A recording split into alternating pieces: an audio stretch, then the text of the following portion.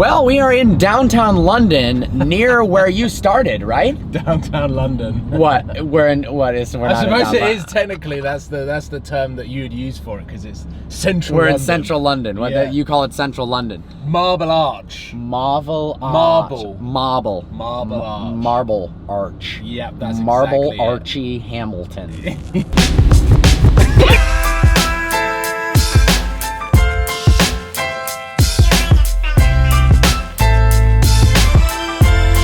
It's gonna be a V10 Symphony.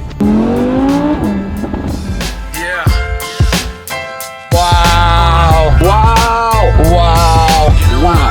Oh my God! I am what I am today, 'cause I did it my way. Nothing y'all can say. In this life or the next one. Watch me, I'ma be the best of it. I am what I am today, 'cause I did it my way. In this life or the next one.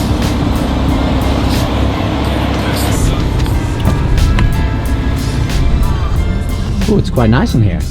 Oh yeah. Didn't know this thing had a V12. What?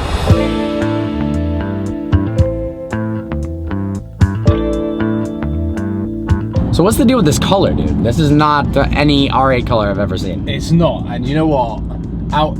Most people just come up to me and say, "Oh, really nice color," Yeah. which is so weird because most people go, "Oh, that's a nice car," but it's the color that catches people's Yeah, eyes. dude, it looks kind of like an M2 color, but a little bit more vibrant. So it's called- What's this called? Atomic teal.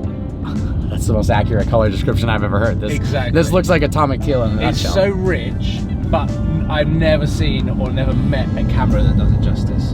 No, it's On not camera, doing it justice. It looks No, a little blue. Yeah. This is like a really deep greeny blue. it is. And so much so that I actually took it to Race Chip 2 weeks ago when I went into Europe. Yeah. And they go, "Oh, you wrapped it again?" And I said, You're like, "Nope, no, just different sunlight. it's just on camera it doesn't come up." That's hilarious. Yeah. They thought I'd re-wrap the car because it looks so different in real life to what it looks like on camera. That's the one thing, trying to convey to you guys what cars are like, the colors, the sounds. It's really hard. We try our best. Before we get started, I wanted to give a special shout out to the sponsor of today's video, Honey. Honey is actually genius, guys. It's a free browser extension that searches the web to find coupons so you get the best possible price on anything you're trying to buy online. Honey works silently in the background, scanning every possible coupon code online to save you the most money possible. Honestly, I always felt like when there was a coupon box that there's something I could type in to save me money, and well, now I finally found the solution. How everyone's not using this, I'm not quite sure. Honey is also super easy to install. Just go to joinhoney.com/vehicleversions, click add honey, click install, and boom, you're done. It's literally that easy. So watch this. I need a car cover for one of my new cars, right? Go to this website. It's $263 after I've added it to the cart. Honey's scanning the web, and boom, just like that, I saved $39 for no reason other than I installed the plugin. There's literally no reason not to install Honey today. It takes 2 clicks to install, it's free, and you're instantly saving money. So either go to joinhoney.com/vehicleversions or click the exclusive link in the description below to start saving money today.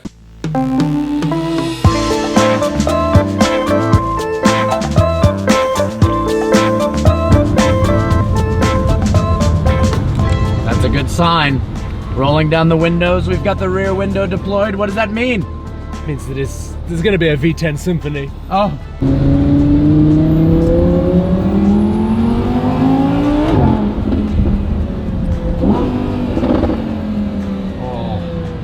Yeah, that's quite nice.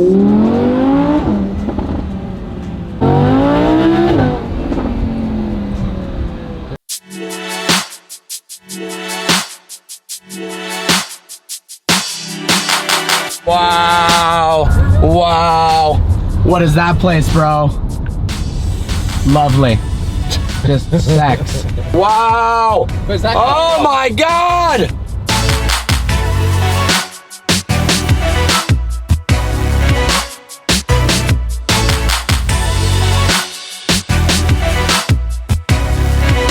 We wanted to talk a bit about, because we have a very similar, in a sense, story, and that's why I'm really good friends with him and Shmi, and we all started with kind of a dream and love for cars, right? So I started Vehicle Virgins in 2011. Vehicle Virgins was about buying your first car.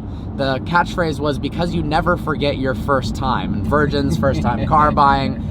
And why I started it is I was always the car guy, the car nerd, reading magazines, watching Top Gear, and people would ask me questions like, dude, I'm turning 16, I'm turning 18, I'm in college. What car should I get for my first car? And my whole theory was based on depreciation. You could buy a car that's already lost a lot of value, hold on to it for a bit, and sell it for the price you bought it, or in certain cases, sell it for more. So we did a similar thing when we ended up buying supercars.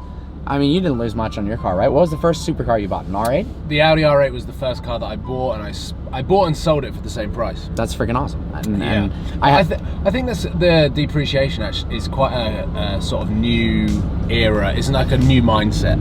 Yeah. Before it was just like you needed a car to get from A to B. Exactly. But now you can actually have techniques to get free motoring. Exactly. It's literally free. Yeah. Now you need the money to be able to afford a car like that, but you can find depreciated cars in the $5,000 range easily. Yep. That aren't going to cost you a ton, and if you pick the right ones, they won't cost you a ton to run either. But I originally had a website, and the website was broken down into categories based on SUVs, coupes, what people wanted, what I thought people would want for a quality first car. And I started watching a lot of YouTube and went, why don't I move on to YouTube? Oh, wow. I moved on to YouTube because people were already there, and I thought, you know what, I could show up on the recommended pages of people like Saab, Kyle, Shmi, and you. So I watched a lot of your videos, and I went, damn, this guy bought an R8 from YouTube. What on earth? And the same thing with Shmi, and I was like, wow, this is really possible. If you have a dream and you've got something worth sharing, then you can actually do it. Yeah. And so I kind of jumped onto YouTube in the beginning as kind of a trial test hobby run, and it kind of went from there. Hey everybody, this is Parker Nierenstein from www.vehiclevirgins.com here, bringing you a very special review of this 2001 BMW M5. People are always like, dude, how do you start a YouTube channel? What's the best way to do it? And my best advice is just do it, man. I think you hit the nail on the head though, with that you already had an idea and a concept that, like, that's a really unique angle on something. I wanted to do something unique. I didn't want to go out there and go, I want to be a car spotter. You've already done car spotting. Yeah, I think that's something that a lot of people that I see get caught up on, is they're like, that guy's done it this way, that's the only way that I know is possible. Exactly. You can't, if you emulate somebody else and you copy somebody else's idea, you might have a moderate level of success, but you'll never be able to pave your own path. And those people didn't get to the top by following in somebody's footsteps. They got to the top by pioneering their own thing. So exactly. You were the, I don't know, how would you describe yourself? What, now or when I started? When you started. When I started, I was a car spotter. Yeah. I was just a car nerd. That was it. I just loved cars, and I just stumbled across the area that we're in now. Yeah. This area is sick, by the way. And literally, it's just like supercar heaven. But even back then, like, I used to spend weekends up here, like Saturday and Sunday in the winter when it was like -5 degrees. I'd have 2 pairs of gloves on so that I could have my hands out of my pockets all of the time holding my camera. And I would see like a 599 and a 430, and I'd go home with 2 video clips. I'd be like, that was pretty cool. Dude, the era of when you could post a 6-second clip and have it be successful, man, do I miss that. Yeah. But I think what a lot of people miss out on when they see YouTube and YouTube fame and YouTube money is that it doesn't happen overnight. I think I was on YouTube for 2.5 years before I gained 5,000 subscribers. Yeah. And it took a lot of, look at this, we're just distracted by the beauty of the cars, and I'm almost more impressed by this architecture, because we don't have buildings like this in the US, really. Certainly not in California, than the cars itself. But it takes a lot of dedication and hard work and hours where everyone was going out in high school and college and I wasn't. And you know, I did engineering and this at the same time, which left little room even to breathe air. But I was super passionate about it because I liked what I was doing. Exactly. And I wasn't doing it for the views or the money or the fame. I was doing it because I love cars. But I always had that goal of somehow I want Vehicle Virgins to generate revenue to buy a 2004 Gallardo. Literally, like. And you're like, I want to somehow look at that. That is beautiful. I want to somehow buy a V12 Lamborghini. Yeah, that was literally my. And you just bought a V12 Lamborghini. You bought a freaking LP640. Yeah. That's freaking amazing, dude. Yeah. And funny enough, at the similar time, we both finally bought V12 Lambos. Yeah. So let's fist bump to that. That's not something I thought would come out of my mouth. No, I never thought that it would come out of my mouth. I would just be sat there in school, 14 years old, 15 years old, staring out of the window, daydreaming, literally visualizing a Murcielago just drive past my window. Dude, I did the same thing. And just being like, that's gonna be me. This sounds so like corny and dumb, but like visualization is huge. My phone background was a 2004 Giallo Midas Gallardo. Was it? My poster in my room was a 2004 Giallo Midas Gallardo. Like, yeah. And I would literally try to feel the a GT2 RS. And a 720S. Look at that. I literally would try to replicate the feeling of driving a car I'd never experienced anything like. Yeah. And go like, yeah, that feels good. Yeah. That's good. I'm gonna drive that down the street. I'm gonna drive that down this street. And I remember when I was at Michigan, I was like, I'm gonna drive it down Main Street. I'm gonna drive that car in this color right there. Yeah. And then eventually it freaking happened. Yeah. And here we are filming a recap video talking about random crap. Honestly, I don't fully know what the point is. I just felt like we wanted to explain our similarities and why we're such good friends, and also inspire some of you guys, because I was inspired by him and Shmi and people before me. And I've been doing YouTube since 2013 now, doing Vehicle Virgins since 2011. And it took a while, but at the same time, that's not that long. It's not. I think in this era of social media, everything can be fast forwarded. It's really quick, man. You can build a platform like almost instantly. I'm talking a lot recently on my channel about the fact that this is 10 years of Supercars of London. But yeah, congratulations, by the way. That's insane. For the first 6 years, like, the channel's been going for 10 years, but for the first 6 years, like, I was just trickling along, just having fun. Oh, there's a brown Bentayga. That was the classic London. Yeah, that was the first 2 years for me. Was kind of, it wasn't a thing. It was just something I was doing. Exactly. And I almost gave up, guys. Freshman year, I went to Tufts University in Boston. I wasn't filming. I was focusing on college. I was doing what you're supposed to do: get a degree, study. And I still did that while I was doing Vehicle Virgins, but I wasn't inspired. I was kind of like a little bit depressed. And thank gosh I didn't quit, because, you know, it took several years, and you're not gonna make a ton of money on YouTube within the first year or two or maybe 3.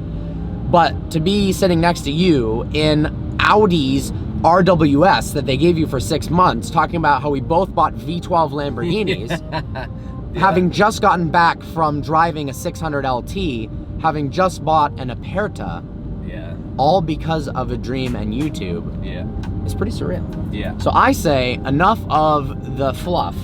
Let's go. That is a fantastic phrase. Enough of the fluff. Enough of the fluff. You're looking a little buff. What? That was a rough one. Let's go look at cars before this gets any more weird. Well, okay.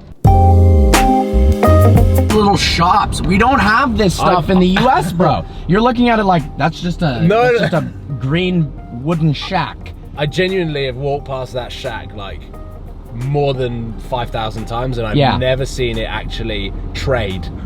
Well, there you go. I just saw a guy up there. He was doing something. He was buying something. I don't know what, but. Oh, Jeeves. Hello, Jeeves. I didn't think I'd see him in London. So I have this rule in my Rolls Royce that anyone driving it has to wear this hat and refer to themselves as Jeeves. Okay. Even myself when I'm driving it. Yeah. Would you like to be Jeeves right now? I would love to be. Right now, can you give me your best Jeeves impersonation? Hello there, Parker. Where would you like to go today? Well, sir, I'd love to see the GT2 RS and the 720. Could you drop me off there, sir? No problem, sir. I've noticed a lot of people recently commenting about me being a little less hype in videos. And no, it does not mean I'm depressed. No, it does not mean I'm tired, although I'm exhausted right now. Me and him woke up at 4:30 a.m. to hit the gym. I don't know why I did that, but we did do it. We crushed it, and it was pretty freaking awesome. And I had energy till about 11 a.m. And now that it's 1 p.m., I'm just literally dead. We need lunch. But honestly, one, we need lunch. And honestly, I'm just feeling more relaxed. I'm happier than ever. I'm more stoked on the direction of the channel, what I want to do in life. And I don't feel like I have to artificially pump and hype things up. I just want to produce some epic content that's hype in its own right. And instead of, you know, clickbait, I'm all about click-through rate. It's an engaging title that actually has substance that's in the video. Because if you look at news and media, every single title is exaggerated and extreme to get you to actually look at it. Because unfortunately, in the YouTube algorithms, if you don't get a decent amount of views in the first hour, the video itself tanks. So no matter how good it is, you get none of the rewards and you guys don't get to see the content because YouTube decides, hey, I don't want to send out the notifications today. So if you want to receive my videos and lessen any sort of extreme titleness, turn that notification bell on. So if you're not subscribed, hit that subscribe button and click on the bell just below the video. Click that and you'll be notified when I post a new video. And trust me, we've got some epic stuff coming out, well, in Europe, and then for the rest in California as well. All right, Jeeves, thank you very much. Absolutely. I really love the way this car looks, guys. This color is absolutely phenomenal. Just look at that. And just around the corner should be that 720S and GT2 RS, which is pretty relevant to my life. I didn't get a GT2 RS or a 720. I opted for the 600 LT, and I'll explain why.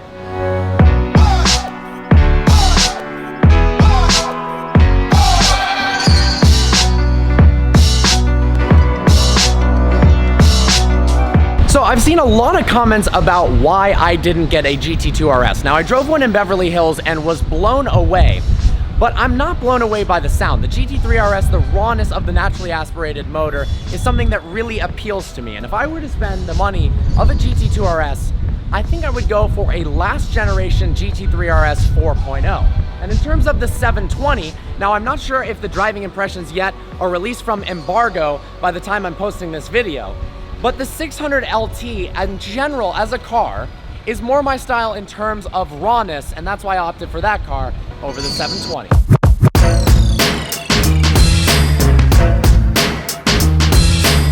I will say I do need to get a proper track test or in the canyons drive of the GT2 RS before making my final opinions on the car. I love it, it's razor sharp, it's exciting, but something about the exhaust just doesn't appeal to me like a GT RS car should.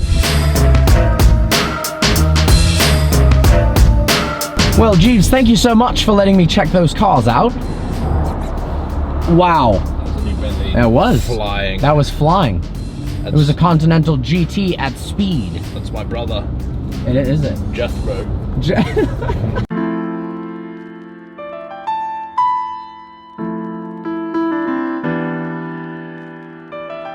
I absolutely love that car. Have you you've driven one, right? I've driven it. What is that like?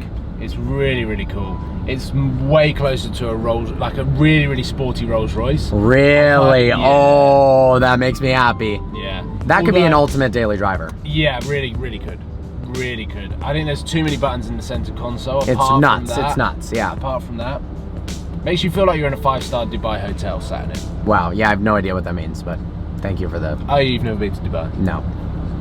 That'll change. Wow, that is a combo right here. This really is a good car spotting spot. It's Wednesday, the weather's not that good. It's not. Yet there's all these cars out. I'm impressed. I'm impressed. I honestly was expecting to be a little underwhelmed given that it's a Wednesday and it was raining earlier. But this is ridiculous. Yeah, I'm hoping if the weather gets better throughout the week that we might get lucky on, let's say, Friday. Yeah. Where it's a bit more hustle and bustle, everyone's a little bit more excited. That's a pretty 718 color. Miami blue. Or is that Riviera blue? That's Miami blue. Ooh, black badge. Oh wow. Oh, okay, I see where you spot supercars in London. That's the coolest paint job all day. That is freaking hideous. Who needs Gucci when you got Poochie? Nice Aventador.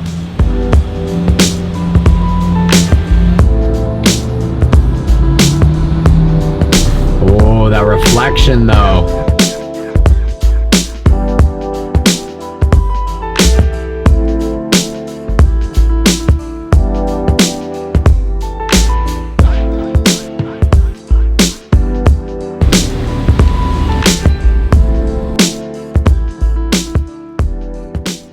Oh, that sounds pretty good. Oh, it's still alright. It sounds good. Ready? Yep.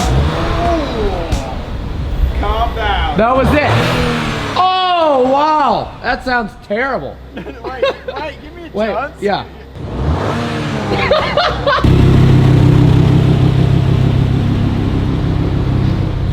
So we are about to head back into, well, we're already in London for some lunch with Archie Hamilton and his RS4. I actually really love the way this thing looks.